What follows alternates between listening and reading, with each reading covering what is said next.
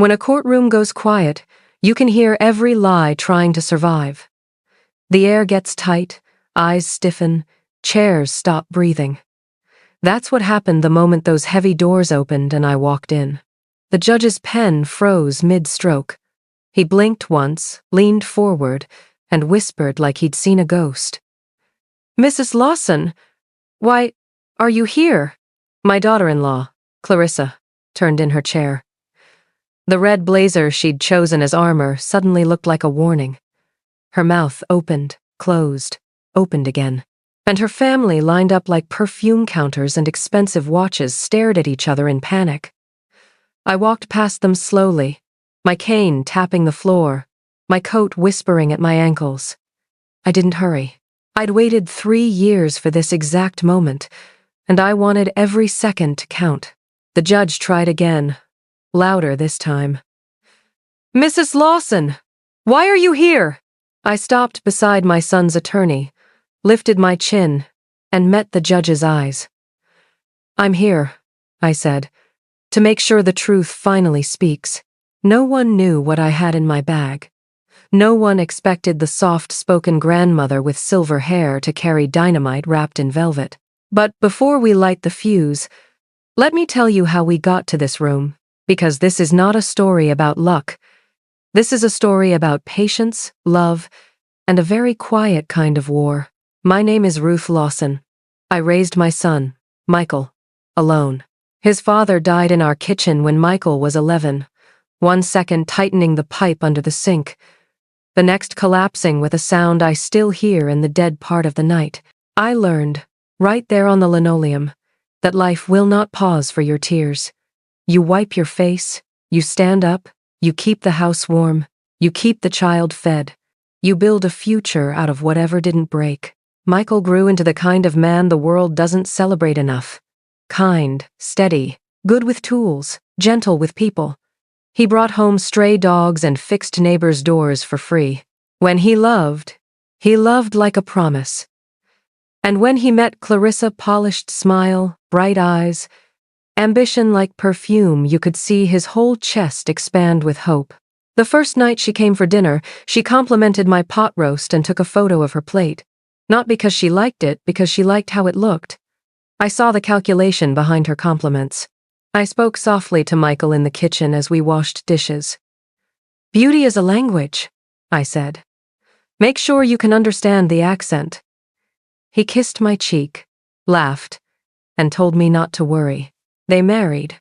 A year later, little Ella came along, black curls like her father, star-wide eyes like no one I've ever known. I turned my spare room into a nursery with my own 2 hands. I sanded the crib rails smooth enough to catch moonlight. Clarissa stood in the doorway and said, "Aw, vintage." Like it was a disease. I let it slide.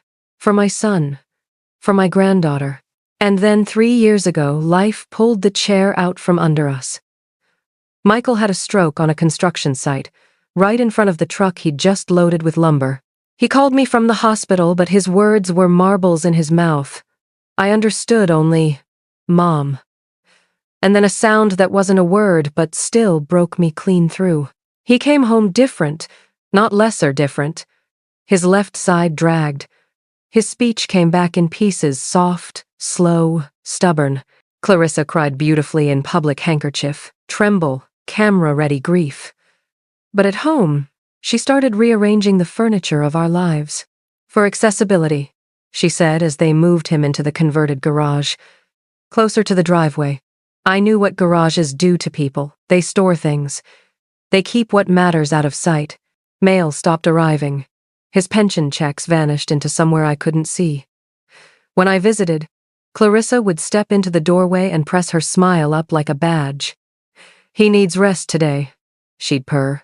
"Recovery's fragile." I'd look over her shoulder and see Michael sitting up in bed, eyes bright, hand twitching with hope. "I'll come back tomorrow," I'd say. "We'll try again." Tomorrow moved away from me like a boat I couldn't swim fast enough to catch. Neighbors started using words like dementia, as if gossip were a diagnosis. "He doesn't recognize anyone anymore," I heard her say at the mailbox. with pity arranged on her face like pearls. The first time my granddaughter avoided my hug, whispering, "Mommy says you confuse Daddy," a piece of me rusted shut.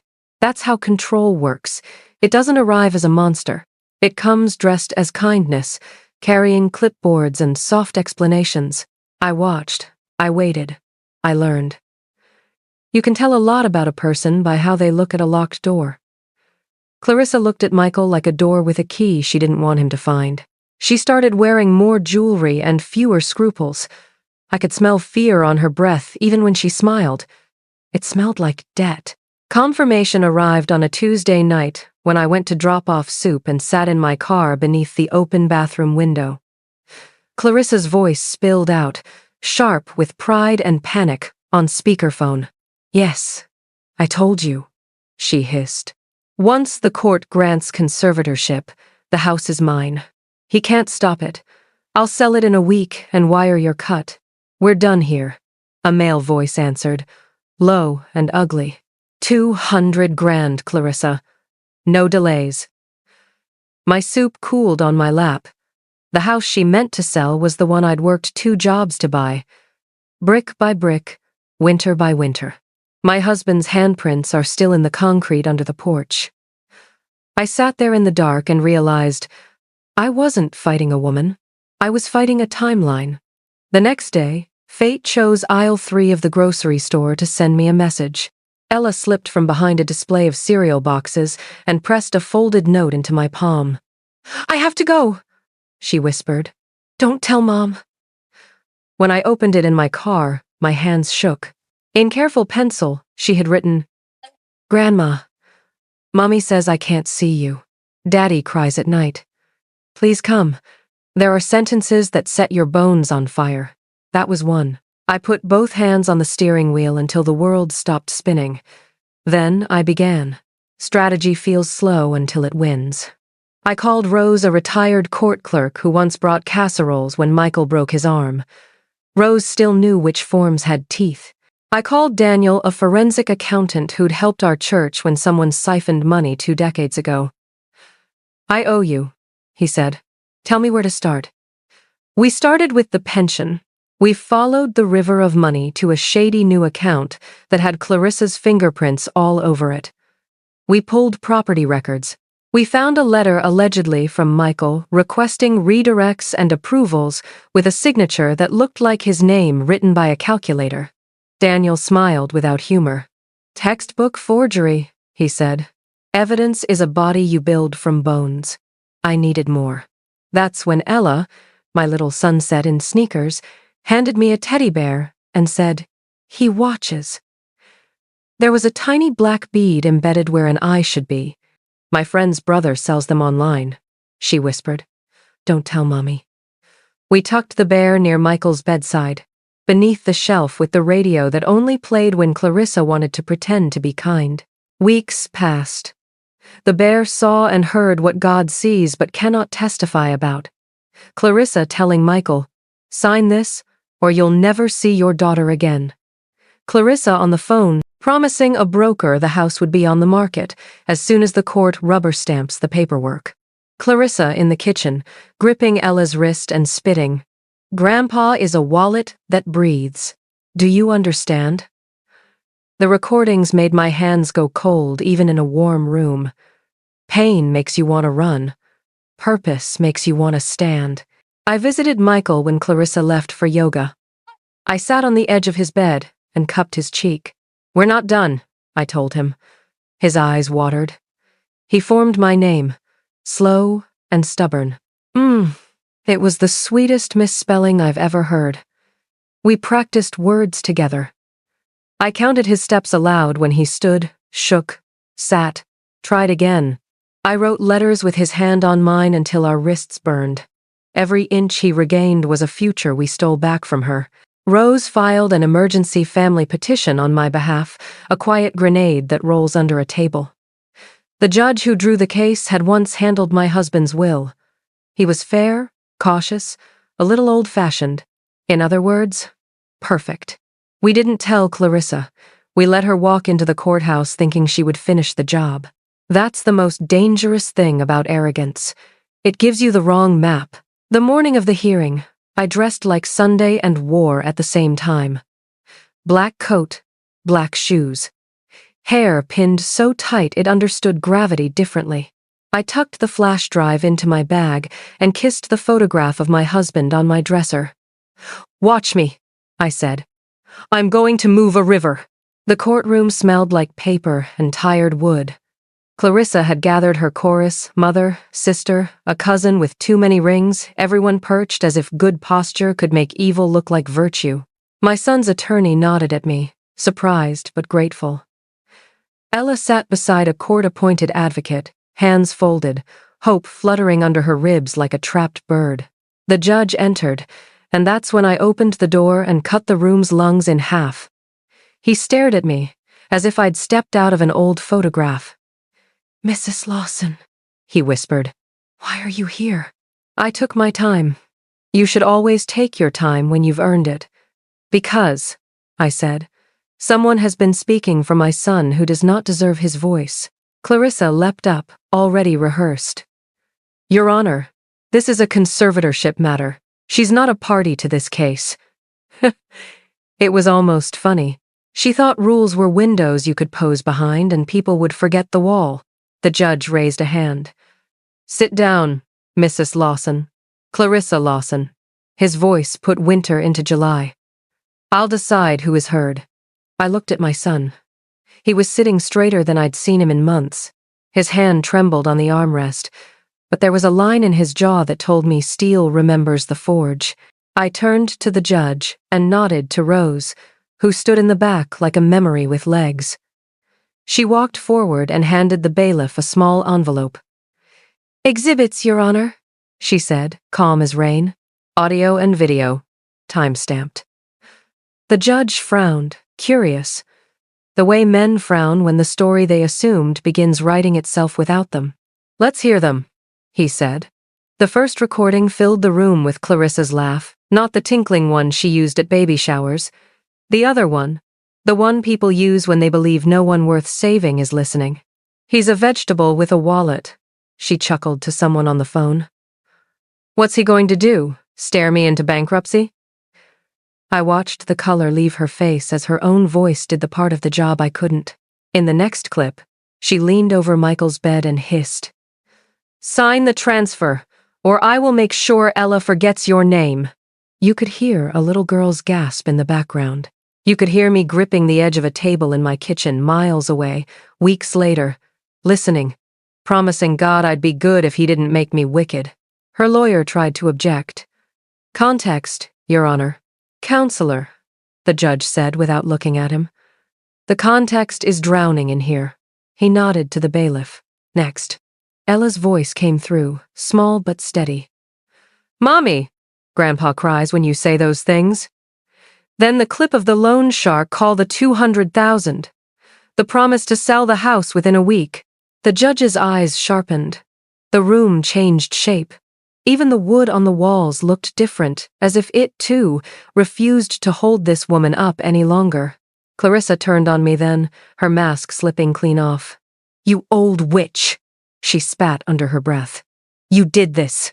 She was right, I did. And I wasn't done. "Your Honor," I said. My son would like to speak. The lawyer on our side swallowed hard. He hadn't been sure we'd dare. But I'd seen Michael stand up 10 times the day before. Standing up again now would be a different kind of therapy. The judge looked at my son, softened just a breath, then nodded. Michael pushed his palms into the chair arms. His legs shook like stacked plates, but God gives us tremors to prove we're not stone. He stood. He took a breath. "I am not less," he said, slow and perfect. "I am still a father." The silence that followed wasn't empty. It was full of respect. People cry at different speeds. I cried inside my bones where no one could see. The judge put his pen down. Decisions sometimes take pages. This one took 15 seconds. "The petition for conservatorship is denied," he said. Clarissa's mouth opened. Nothing came out. Given the evidence, I'm referring this matter to the district attorney for potential charges: elder fraud, identity theft, coercion, and child endangerment. Clarissa reached for the table to steady herself and knocked her water over instead. Furthermore, he added, a temporary restraining order is issued immediately against Clarissa Lawson. 2 deputies began to move before he finished the sentence. When a house decides to stop holding you up, you fall fast. Ella stood and ran to me. The advocate didn't try to stop her. She buried her face in my coat and shook. "Grandma," she whispered. Grandpa talked. I kissed the top of her head and said the 4 words I'd been saving since the day my husband died. We are not done. Justice does not end at a gavel. It begins there. The weeks that followed were a strange blend of soft and sharp. Clarissa's family found new hobbies that didn't include phone calls to us. Her lawyer tried to bargain with a future that no longer belonged to him. The DA took the case with a face that said, "I hate this part of my job, but I love this part of the law." Clarissa was charged. She pled not guilty with all the confidence of someone who believes mirrors can be negotiated with. The tapes did not negotiate back. She was convicted 5 years. Enough time to learn the sound of her own voice and what it did to rooms. We turned the converted garage back into a place for tools. Michael moved into my house while we refitted his for dignity rather than disappearance. He practiced words with me every evening. Sometimes he said Mom, and sometimes he said Mum, and we both laughed like we were in London. Not our little town with its single stoplight and 2 gossip chains. Ella spent afternoons on our porch, legs swinging, reading to her father.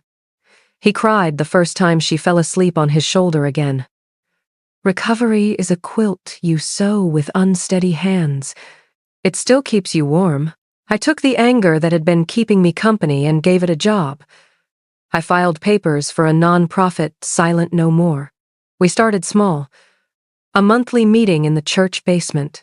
Coffee, cookies, a volunteer lawyer who explained big words without making anyone feel small, a social worker who taught people how to recognize financial abuse, a printer that coughed out pamphlets and sometimes smoke.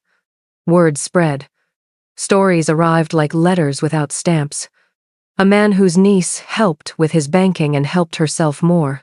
A woman whose son insisted on managing her medication and managed to keep her just sleepy enough to sign whatever he wanted. We listened. We documented. We connected. We armed people with paper, patience, and a voice. Michael found a men's group for stroke survivors at the community center.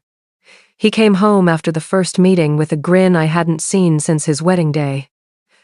"They get it," he said, tapping his chest. "Here." He and another father started building birdhouses behind the center on Saturdays. "We measure twice," he told me, "because our hands lie sometimes." When he laughed, the house remembered how to echo joy. Ella and I made a ritual of Sunday afternoons. We baked ginger cookies and watched old black and white movies where the good woman wins by being both good and a woman. She asked questions like only children can. "Grandma, why do bad people get away with things for a long time?" I told her the truth. Because they're loud, and the people they hurt are tired. But tired people can be brave. And bravery is louder if you let it be. She nodded like she was saving that sentence for a rainy day. Clarissa appealed. She lost. She sent a letter the week before Christmas, 3 pages of apology written like a resume. I read it once and put it in a drawer. Forgiveness is a house with many rooms. Some doors stay closed for a long time. Some never open again. I am not God. I do not need to be. One evening in early spring, we held Silent No More's first community forum downtown. The auditorium smelled like dust and hope. I stood at the podium and watched the seats fill, slowly. Then all at once, people came with walkers, with canes, with anger carefully folded into their coat pockets. I felt my knees threaten to wobble and then change their minds. I adjusted the microphone. I saw the judge slip in at the back and stand against the wall.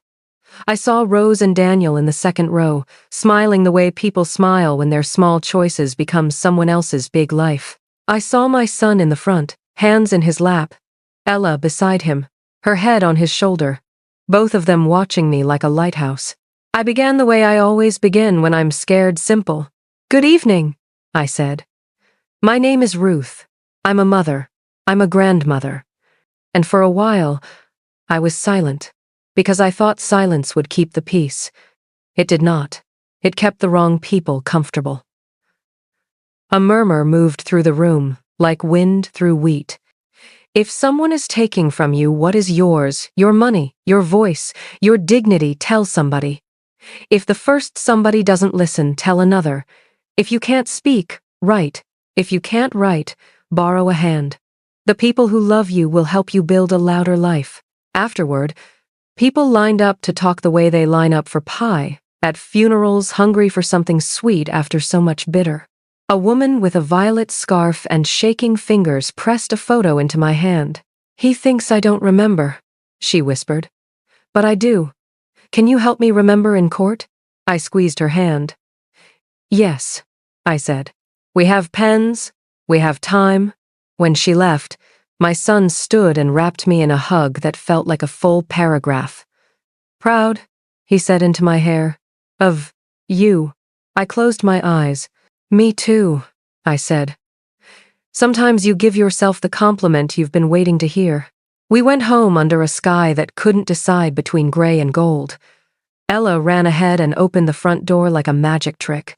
Michael followed, slowly, carefully, choosing where to put his weight, like a man who knows he has more years, not fewer. I paused on the porch and looked at the street I've lived on for most of my life. I thought about all the rooms I'd been quiet in. I promised the old woman behind the kitchen window, my reflection, that I would never be quiet wrong again. And now, if you're still with me, I want to speak to the part of you that recognized something you didn't want to recognize. Maybe you're the son or daughter who sees what your spouse is doing to your parents and you're scared to admit it. Maybe you're the grandchild thinking the adults will fix it if you just wait. Maybe you're the one in the garage right now, staring at a television you didn't turn on, listening to a voice that tells you you're less than you remember. Hear me. You are not less. You are still you. And there are people who will help you find your words. When I walked into that courtroom, the judge was shocked because in his mind, I didn't belong in that scene. I was supposed to be home, knitting, making soup, writing holiday cards, but sometimes the person you least expect is the person holding the whole story together. Sometimes the grandmother with the quiet voice is the one carrying the loudest truth. My daughter-in-law mocked my son in court. When the judge saw me walk in behind him, he stopped and whispered in shock, "Why are you here?" The room went silent as my daughter-in-law and her arrogant family looked at each other in panic. And then the room remembered what it was built for, the echo of truth. I'll end with the same words I told Ella the first night she slept over after the hearing, when thunder cracked the sky and she crawled into my bed, trembling. "Darling," I whispered, "fear is loud, but love is patient. And patient love is the loudest thing there is." She fell asleep with her hand on my heart. I stayed awake and counted our breaths. We were still here. We would always be here. If you've lived through something like this, if you've been silenced, dismissed, or pushed out of rooms where your life was being decided, tell me what you would have done, and tell me what you did. Your story might be the sentence that pulls someone else back to shore. And if you need help right now, say so in the comments. Someone will see it. I will see it. We built Silent No More for nights exactly like the one you're having. Watch the next story when you're ready. 2 families who rebuilt after betrayal, and the 3 simple tools they used to win: paper, patience, and a voice. I'll meet you there. And if anyone ever asks you, "Why are you here?" you look them in the eye and say, "Because the truth needs a seat."